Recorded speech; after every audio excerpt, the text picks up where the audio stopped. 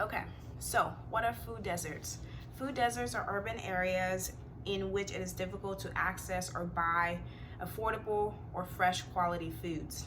Why is it difficult to access or buy affordable fresh quality foods?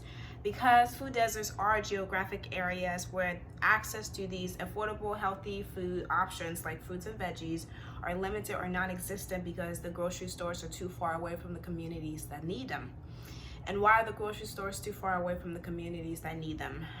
There are a few factors that go into this, but it does include the smaller population for which to draw customers from, the food distribution challenges that come with having to deliver to these smaller remote areas, the lack of transportation infrastructure, and the aging of store owners, as well as the poverty level in these rural and urban communities being greater than in the suburban communities in which grocery stores are more commonly found.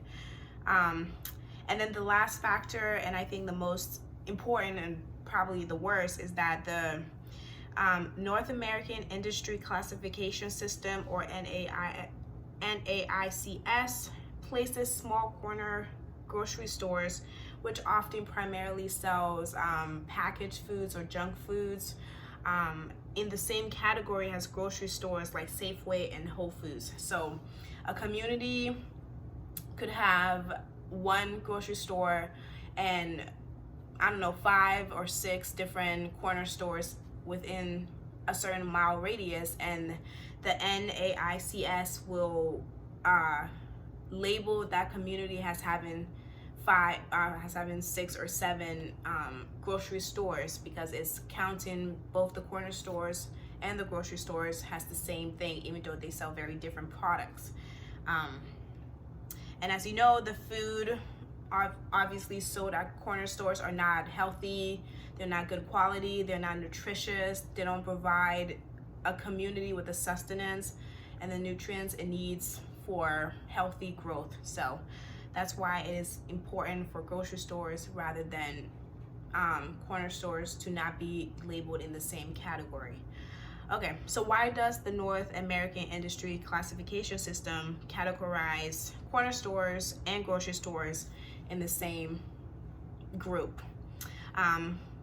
It's because corner stores are technically capable of selling these healthy food selections, just like any grocery store would, but they do not, or at the most, the extent of their selection is very limited, or it's just like a meager options. If you go into any type of corner store, you might see some type of small packaging of fruits. Very rarely would you see vegetables in a corner store. It's because these corner stores don't really have the incentives to sell healthy food options. It does them more harm, or it costs them more to sell these options than it does help them. And why do corner stores have little incentive to carry healthy food options? It's because these corner stores are independently owned, and they can't afford to pay distributors who carry produce, because those distributors tend to require higher volume orders and delivery, which means for a distributor to transport food to a customer of theirs, it has to meet a certain criteria or a certain level of amount for it to be beneficial to them. And corner stores are usually very tiny. They can't hold a lot of product to begin with, and obviously they want to be able to order as much food as a wholesaler like Whole Foods or Costco would, or any other grocery store would. So if they were buying from a wholesaler or from a distributor rather, they would have to order in much smaller volumes, and but the distributor will be losing money selling to them, because they're making more trips with smaller products. So instead of working with the distributors, who because of this would not probably, they do in fact raise the prices on the corner store owners to be able to ship to them. So instead of working with the distributors, the corner store owners find it easier to buy their produce on a has needed basis at wholesalers like Costco or Whole Foods. So they decide to cut out the distributor, the middleman. But that also has consequences as well, and that usually results in these corner store owners having to increase the prices in their own stores, sometimes charging double the retail price of those produce, even in the communities that can't afford them to begin with. So what that means is for us, a small corner store owner to buy groceries from a wholesaler like Costco or Whole Foods, it means they're going in there as a regular customer and they're buying however much they think they need at the regular price that any other customer would be buying. And obviously that's really expensive to maintain. So to try to get some type of profit off of that, when they are selling it within their corner stores, they will mark up the price of whatever the produce that they're selling, sometimes charging almost double the price that a customer would get at a regular grocery store or the wholesaler themselves, in order for the corner store owners to be able to afford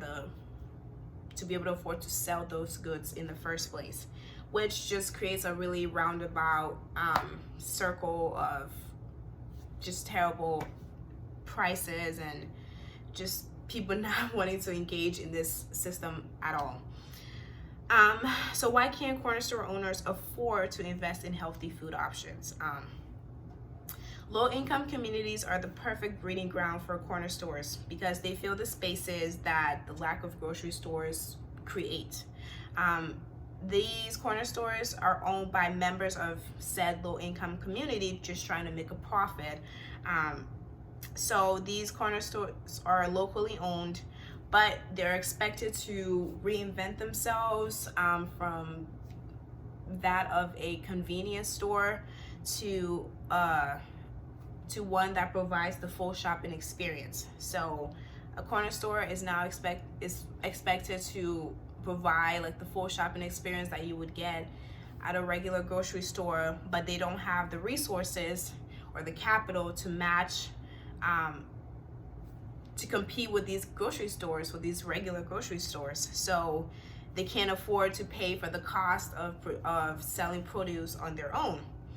I have seen some examples of corner stores partnering with different programs or kitchens in their community or in their area, and these kitchens or programs provide them with the produce that they need at a discounted cost.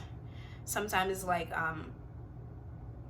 it's like older produce that is being like thrown out or past a certain date, and the grocery stores don't want to carry it anymore. So the kitchen would take it, maybe use it for themselves and give some to the corner stores at a discounted price. This seems to work for some corner stores. There are some success stories I was able to read about, but for others, there's still a cost to transport the produce to their stores on a scheduled basis to maintain these produce, because as you know, produce rot. You can keep them for as long as you would the packaged or junk food that they would regularly sell. So that is also a cost for them to maintain this and then to market all of this to their consumers. Most people, like I said, they have a perception, in which they're right, that corner stores do mark up the price of the produce that they sell. So there is still the hurdle of trying to get people to care about the fact that these corner stores are selling produce. But with all of these solutions or success stories that I was able to read, it's still very clear to me that the issue of food deserts is a pervasive crisis, and it's impacting thousands of communities and millions of people around the country. And almost all of these different communities that are affected by food deserts all have very similar or the same contributing factors. So this is not an issue that can be solved on a micro level. This is not something that should be left to each community to figure out a way to fix their food desert issue. It should not be left to an individual within the community to step up to say, I'm gonna provide fresh food for my community. This is something that should be handled on a macro or federal or national level, because this is a issue that requires a comprehensive plan to eradicate food deserts all over the country. It's possible. It's very possible. But the factors that play into the creation of a food desert have ties to socioeconomic, characteristics. Like example, the race, the demographics of the people living in these low-income communities and why it is a low-income community. So it's definitely it's not a straightforward solution, and that's probably why it hasn't been tackled yet, even though there are so many different there's so much facts, there's so much information out there about food deserts and the impact and the devastation of food deserts on communities around the country.